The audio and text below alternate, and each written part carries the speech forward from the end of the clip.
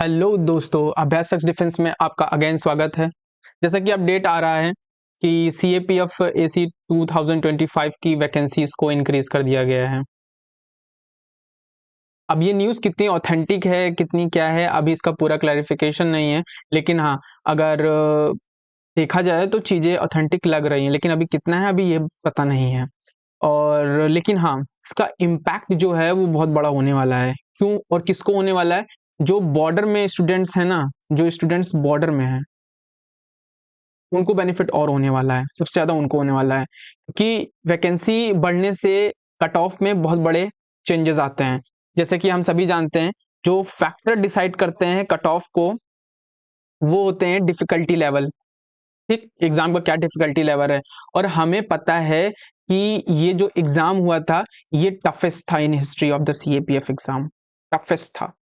ठीक, तो इसकी वजह से तो कट ऑफ गिरनी ही थी। और जो हमने बताई थी, हमारा जो पहले का प्रेडिक्शन था कि 90 से 100 के अंदर ही अंदर रहेगी ये कट ऑफ, तो वो प्रेडिक्शन तो हमारा था ही। और वो प्रेडिक्शन था डिफिकल्टी लेवल को देख के वैकेंसी। अब क्योंकि अब जो तीसरा फैक्टर है सीट अवेलेबिलिटी और वैकेंसी, ये फैक्टर भी अब वर्क और ज्यादा करने लगा। क्यों? क्योंकि 75 वैकेंसीज को बढ़ा दिया गया है, इसलिए कट ऑफ गिरने के चांसेस अगेन हैं। ठीक, कितनी गिरेगी ये पूरा डिटेल एनालिसिस अभी हम करेंगे। देखिए फैक्टर ऑफ कि क्या है, क्या कट ऑफ होने वाली है, देखिए ये भी है, हमने लिख रखा है। और कितने एस्पिरेंट्स क्लियर कर सकते हैं और पेपर 2 कैसे इम्पैक्ट करेगा, इन सब पे बात करेंगे। बस बने रहिए, छोटी सी वीडियो है। तो पहला जो फैक्टर है जो कट ऑफ को डिसाइड करता है वो डिफिकल्टी लेवल है। दूसरा है नंबर ऑफ एस्पिरेंट्स जो एग्जाम में आते हैं। ये तो अभी कुछ ज़्यादा डिसाइडिंग नहीं है, लेकिन ये दो, ये पहले से ही था, ये अब और हो गया है। इसका मतलब है कट ऑफ गिरने ही वाली है। ठीक, कितनी गिरेगी इसे आगे वीडियो में देखते हैं। जैसा कि आप सभी जानते हैं कि मार्च में जो नोटिफिकेशन आई थी उसमें 357 वैकेंसीज दी गई थी। अभी क्या अपडेट आ रहा है, आरटीआई के थ्रू इंफॉर्मेशन मिली है, तो उसमें क्या मिल रहा है कि 75 वैकेंसीज बढ़ गई हैं। अब 75 वैकेंसीज बढ़ने पर कितना हो गया, 432 ये पहुंच गई है वैकेंसी। अब ये 75 जो बढ़ी भी है तो वो एक्सक्लूसिवली केवल आईटीबीपी की बढ़ी है। ठीक, तो ये चीज याद रखिएगा। तो फिर भी इसका इम्पैक्ट कट ऑफ पे पड़ेगा पड़ेगा नाउ।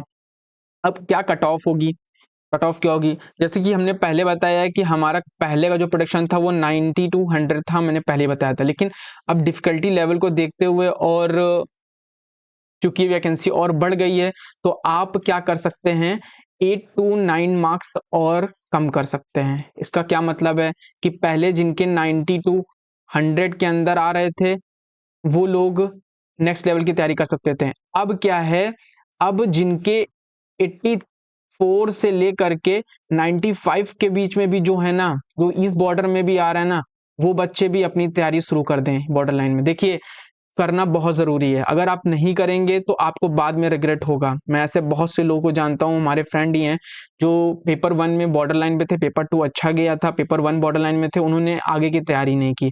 और जब इंटरव्यू का स्टेज आया और इंटरव्यू में भी अच्छे नहीं किया, तो उनका फाइनल सिलेक्शन नहीं हुआ। अगर यहीं पे उन्होंने ध्यान दे दिया होता, जो समय मिला है उसका सही से यूटिलाइजेशन किया, जैसे हम जानते हैं कि रिजल्ट 50 टू 60 डेज के अंदर अंदर आ जाता है। इसका मतलब क्या है कि 23 सितंबर से 24-25 सितंबर तक रिजल्ट आपका आने वाला है। तो आपके पास अभी भी समय है, ठीक है, 1 महीना है। आप ठीक से जो भी बॉर्डर में है वो आप सीरियस हो जाएं। इवन जो 84-85 भी कर रहे हैं वो भी सीरियस हो जाएं और वो भी अपनी तैयारी शुरू कर सकते हैं। तो ये चीज आप देखिएगा, ठीक है, पेपर 1 में। ठीक, अब कितने aspirants, how many aspirants will clear exam, कितने बच्चे एग्जाम क्लियर करेंगे?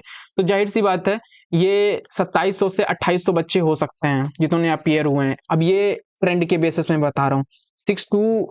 6.2 टू 6.5% जो एस्पिरेंट जो एग्जाम में, जितने एस्पिरेंट एग्जाम में अपीयर होते हैं, उनके 6.2 टू 6.5% बच्चे ही क्या होते हैं, रिटर्न क्लियर करते हैं। तो उस बेसिस पे हम ये बता रहे हैं, क्योंकि वैकेंसी और बढ़ गई है, तो ये नंबर इतने हो सकते हैं, इतने बच्चे आपको लिस्ट में नाम इनका मिल सकता है। ठीक है, इतने नंबर होंगे तो इसमें डेफिनेटली जो बॉर्डर में है उनके नाम आने चांसेस है। और पेपर टफ था तो सभी लोगों के लिए इक्वल है और सभी के चांसेस हैं, इसलिए जो बॉर्डर में है वो बच्चे अपने तैयारी पे फोकस और करें। ठीक है, अब जो बच्चे बॉर्डर पे नहीं हैं, जिन बच्चों का बहुत कम है, उन बच्चों के लिए मेरी तरफ से एक मैसेज ये है कि आप लोग देखिए अगले ईयर की तैयारी के लिए लग जाइए, ठीक है? और अगर आपको बहुत नीड है फाइनेंशियल सिक्योरिटी की, तो आप जो अदर एग्ज़ाम लाइनअप हैं, आप उनको देखिए। जैसे ईपीएफओ है, आईबीपीएसओ है, वो देखिए, उनको भी ट्राई कीजिए। कई बार होता है हमारा लक कहीं और होता है, हम ट्राई नहीं करते हैं। आपको ट्राई करना है, ठीक है? हाथ हर जगह मारना है, हर जगह हाथ मारना है। कहीं न कहीं तो हो जाएगा, नहीं भी होगा तो क्या मिलेगा आपको? एक्सपीरियंस मिलेगा। उस एक्सपीरियंस को लीजिए, ठीक है ना? तो आगे बढ़िए, आगे बढ़िए, ठीक? और अगर आपके पास इनफ समय है अभी, आपका पहला ही अटेम्प्ट था, if it is your first attempt, और तब भी आप बॉर्डर से थोड़ा ही कम है, तो आपको इस एग्ज़ाम को और सीरियस लेने की ज़रूरत है। मतलब 2026 में आपको पेपर देना चाहिए, और जो 27 में देना चाहते हैं 27 में दें। अब इसमें हमारी तरफ से क्या होगा, हम आपको बताते हैं कि हम अभी जब जैसे ही अभी, क्योंकि अभी हम सीडीएस में बिज़ी चल रहे हैं, सीडीएस और एनडीए के एग्ज़ाम चल रहे हैं, अभी हम उसमें बिज़ी चल रहे हैं। जैसे ही हम फ्री होते हैं वहाँ से, और 1 मंथ में फ्री होने वाले हैं, तो हम आपके सीएपीएफ पे डिटेल हर एक चीज़ पे हमारी प्रिपरेशन की वीडियो आएँगी, detail free of cost. Paper 2 को कैसे मैनेज करना है, उसमें जो कंटेंट है वो सब चीज़ें हम आपको प्रोवाइड कराएँगे। पेपर 1 का भी सब्जेक्ट वाइज़ सारी जीएस को करेंगे। तो बस थोड़ा-सा हमें सपोर्ट कीजिए। चीज़ें सबसे आपने अगर चैनल पे नए हैं तो चैनल को सब्सक्राइब कर लीजिए, ताकि आपको इन्फॉर्मेशन मिलती रहे, ठीक है? जैसे-जैसे अपडेट आते रहें। और बाकी एक चीज़ और ध्यान रखिएगा, जो लोग बॉर्डर लाइन पे हैं, जिनके चांसेस हैं, वो लोग ध्यान रखें कि पेपर 2 और इंटरव्यू के मार्क्स भी बहुत डिसाइडिंग फैक्टर होते हैं। उसमें आपकी परफॉर्मेंस क्या रही है, और ये किसमें होंगे, आपकी फाइनल सिलेक्शन में।